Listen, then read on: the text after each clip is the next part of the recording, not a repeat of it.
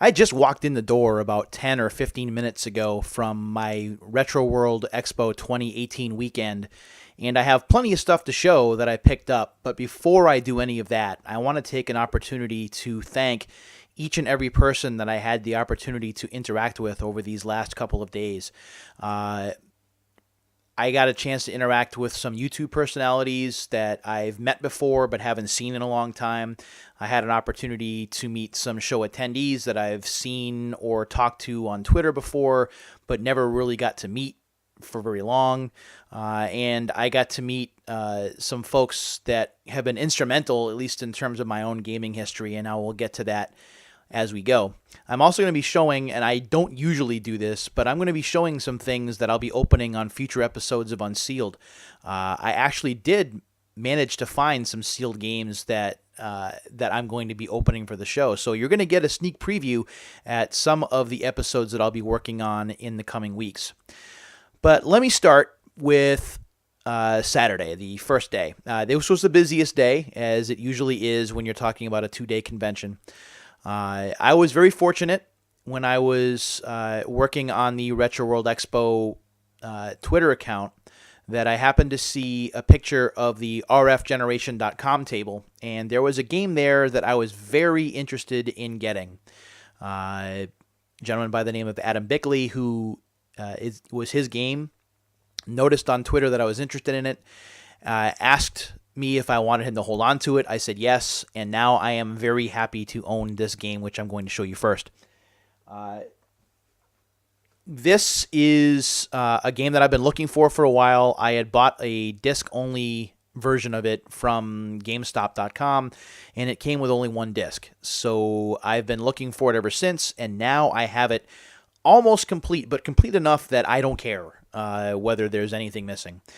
This is Lunar 2 Eternal Blue Complete for the PlayStation. I found the original Lunar Silver Star Story Complete at a game exchange in Norwich, Connecticut, and it had everything in it. And since then, I've always had my eye open on one of these, and now I finally have one, and it is very close to complete. The only thing missing here is just the pendant, which I really don't care about. I'm not going to wear it, but the omake box is in there, the manual with the ribbon, and of course the game discs themselves. So I am very, very, very happy about this. I was given a great deal. Thanks very much again to Adam for looking out for me. You made me a very happy guy before the show even really got started. So thank you for that. Gonna set that right over there. And put those down there because those are going to be last. Okay. So I was looking around at the convention on Saturday. It was a very busy day. And with the responsibilities that I had doing public address announcing and doing some social media things, I didn't have a lot of time to look around on Saturday. I was running all over the place, and anyone who was at the show can tell you that. But I did find a couple of things that I wanted. One of these things is an RPG that I did not have until now. Now, I know there's a 3DS version of this out, but my 3DS died a while back, and I don't really see myself replacing it anytime soon. But it was a port of a PlayStation 2 game, and now I have the PlayStation 2 game in my possession. This is Tales of the Abyss, which is a Bandai Namco game. This is from 2005, so this game is 13 years old. The game does come with everything. It comes with the manual and the disc. Both are in decent shape. There we go. So I'm looking forward to trying that. My Tales games experience is kind of limited. I've played Tales of Destiny some. Tales of Destiny 2, forget it. That game is just crazy expensive.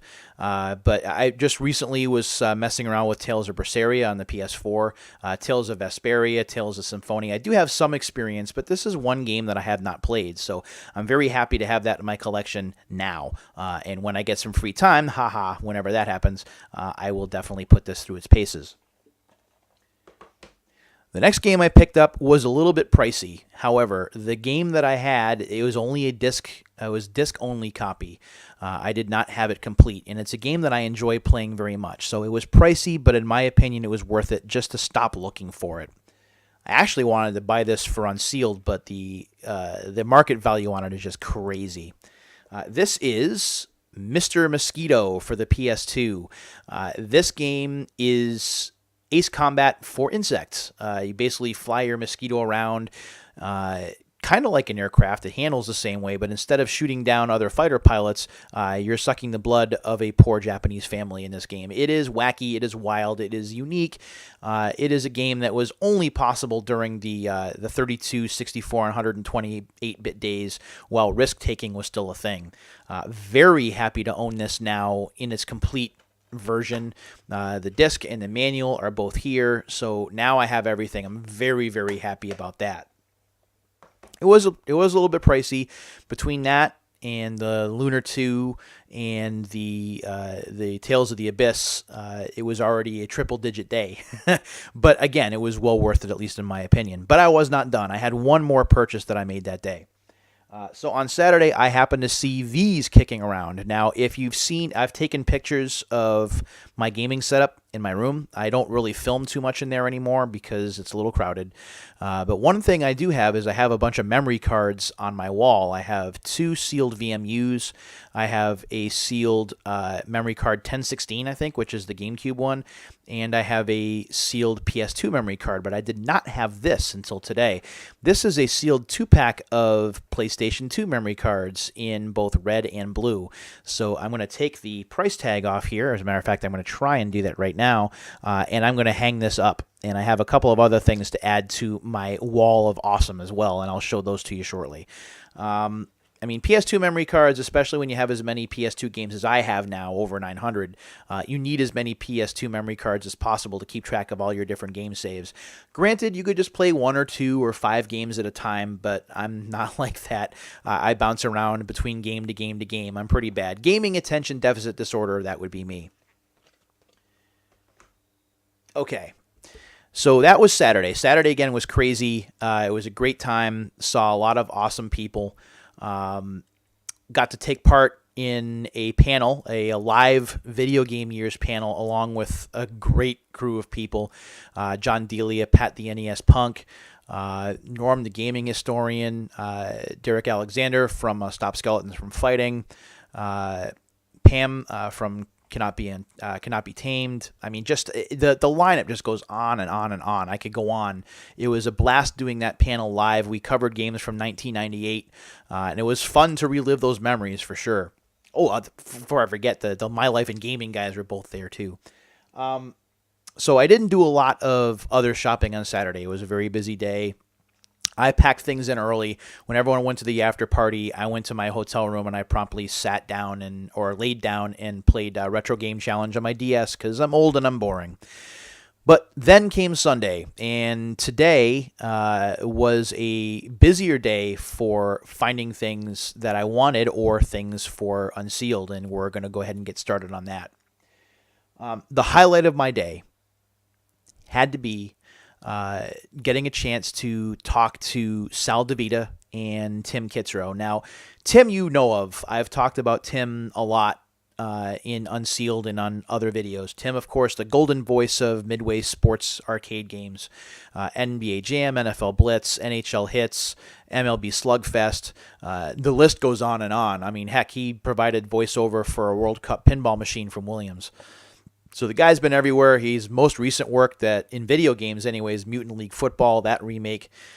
So it was just a blast being in the same room with Tim and hearing that booming voice of his, that level of energy of his that just cannot be matched, was just amazing. And getting to talk to Sal, who was a programmer at Midway for many years and instrumental in some of the biggest Midway games and the most popular games, Mortal Kombat, NBA Jam, I mean, just the list goes on. But for me, of course, NFL Blitz, NBA Jam, these sports titles that he was involved in are very near and dear to my heart. So in talking to these guys, I got to talk to Sal a little bit about development in Midway. One of the things I'd asked him was what they would have been working on had Midway not collapsed. And we had talked about a possible sequel to TNA Impact, which was a wrestling game that I thought deserved more run, more visibility, and how WWE All-Stars could have been a thing if Midway had the license. So it was great getting to talk to those guys, and then they were very gracious in signing a few things for me. The first I'm going to try and show this. I know I'm going to get some. I know I'm going to get some glare, but I have some signatures here from Sal and Tim on this NBA Blitz copy.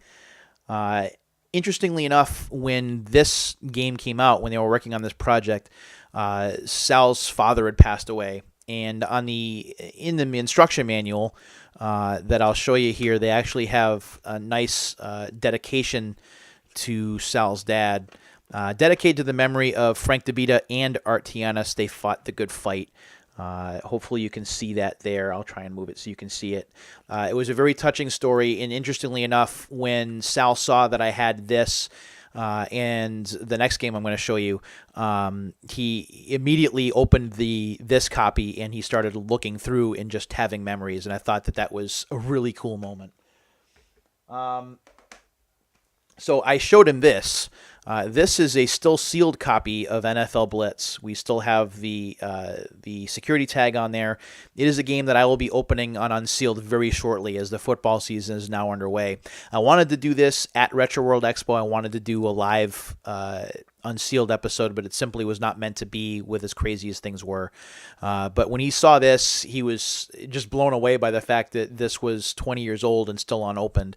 Tim Kitzrow apparently still has a copy of this Unsealed somewhere in his own house, but that's Tim being Tim.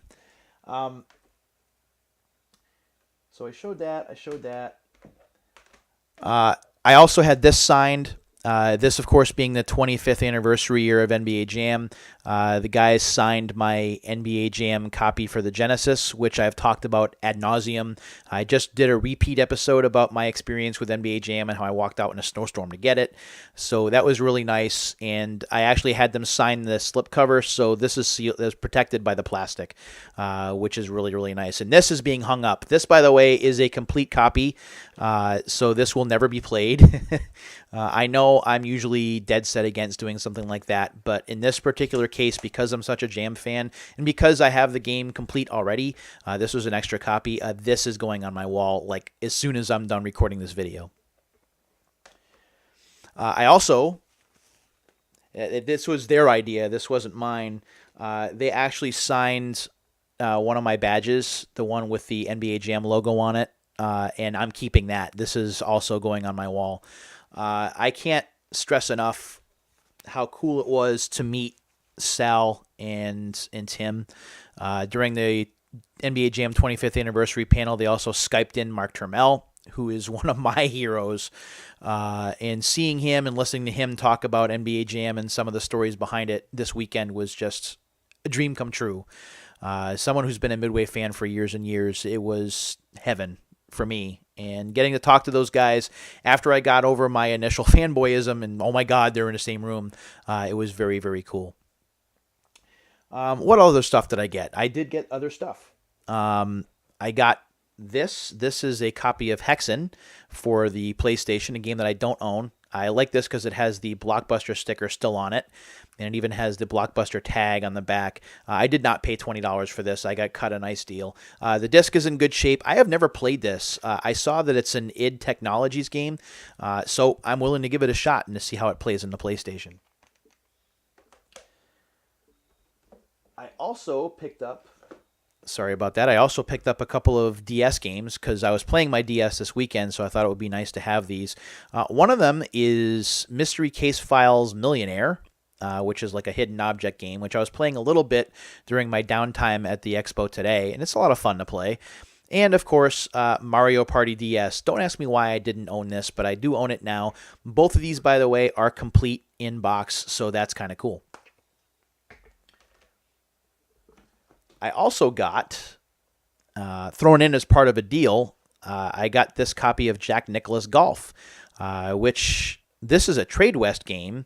I believe this was originally an Accolade game. I'll have to play it in order to find out. This still has the plastic on it, but it is open. But that's okay. I mean, more Game Boy games, the better. I have no issue with that. And again, you can't you can't beat free, right? So I'll have to play it and see what I think of it. Okay, so I've gone over all the stuff that I picked up that I'll be playing right away or that I have access to right away. And now let's talk about the things that I found for Unsealed. I got cut a really good deal for the games that I'm about to show you. And all of these games will be opened up at some point on Unsealed episodes as we move forward. So the first one, I want to start off with with one, at least to me, that's pretty cool just because of its age. This is a sealed NES game. This is Jack Nicklaus, greatest 18 holes of major championship golf. We're just going to call it Jack Nicklaus Golf and be done with it. This is from, I believe, 1980. This is from 1989, so this is almost 30 years old. I have not played this. I do not own it currently, so not only do I get to open it and unseal it on camera, but I'm going to be able to get to play the game and find out how it is. I have heard that it's not very good, but I don't care. I've opened some games that haven't been good before, and I'm fine with it. So this is an NES game. This is the first NES game that I'll be unsealing for the show. I also have, and I do have this, but I couldn't pass it up because the deal was pretty good. This is Ratchet & Clank Up Your Arsenal. This looks like it's the re-release of the game because it isn't like prismatic here in the artwork, but that's okay. This still has the security seal on top. And the Ratchet & Clank games for the PS2 are they're really good. So I was happy to go ahead and grab that for a pretty low price. Sorry about that. The next game that I have has a price tag on it from a defunct retailer. This is a game that I found out about through Norm the Gaming Historian. He did a video on this some time ago. I actually had this disc only, and now I have it complete. This is Genji, Dawn of the Samurai, and yes, that's a $29.99 Circuit City sticker on there. This was late. This was, I believe, 2006. There is no security sticker on the top, but this is brand new, sealed, and I'm looking forward to trying this for myself when I get it open. A couple of more things left to show because this video has gone way long already. I'll just leave that. So the next one is a game that actually is near and dear to my heart. I'm a big fan of this game. When it comes to games like this, there is one game that everyone tends to think of, which is Episode 1 Racer, especially for the N64 with the expansion pack or the Dreamcast or even PC. But that wasn't my favorite game in this style. There was also the arcade version of Episode 1 Racer from Sega, which was great, but that never came home. This game, however, is one of my favorites. This is Star Wars Racer Revenge for the PS2. This is from 2002, so this game is now pushing 16 years old. This game, to me, is a lot of fun to play. It has a little bit more of an arcade-style spin on it. The game looks good. It sounds great. It's fun to play. The only issue sometimes that people have with it is it's one of those dreaded blueback discs, so you can see like the compact disc logo there. But when you buy a new game like this that hasn't been opened before, you're generally not going to run into too many issues getting it to run. There is the Star Wars Racer Revenge sticker on the top. So we'll be opening this up. Oh, check it out. This was from Toys R Us. There's the R-Zone sticker on the back, and I'll talk about that when I film the video. And last, but certainly not least, this one I'm saving, and you'll know why as soon as you see what it is. This is Red Dead Revolver. This still has the KB Toys sticker on it for $49.99, which unfortunately was not the price that the value was. It's gone up a little bit since then because Red Dead Redemption 2 is coming out in October. So that's when I'm going to be aiming to go ahead and open this up right around the release of Red Dead Redemption 2 and talk about my experience with the series. I have this. I have the original Red Dead Redemption for 360, which upscales awesomely on the Xbox One X. But I have not played this. I actually have it disc only, but I never played it. So now I have it complete, and I'll be looking forward to putting it through its paces. So that's everything. I think I did pretty well this weekend when I was juggling all the responsibilities that I had and buying some cool stuff. I want to thank the vendors very much for being very fair with their prices. At least they were with me. Again, I want to thank all the people that I met this weekend. I mean, Pat the NES Punk. Pat Contry is an awesome individual.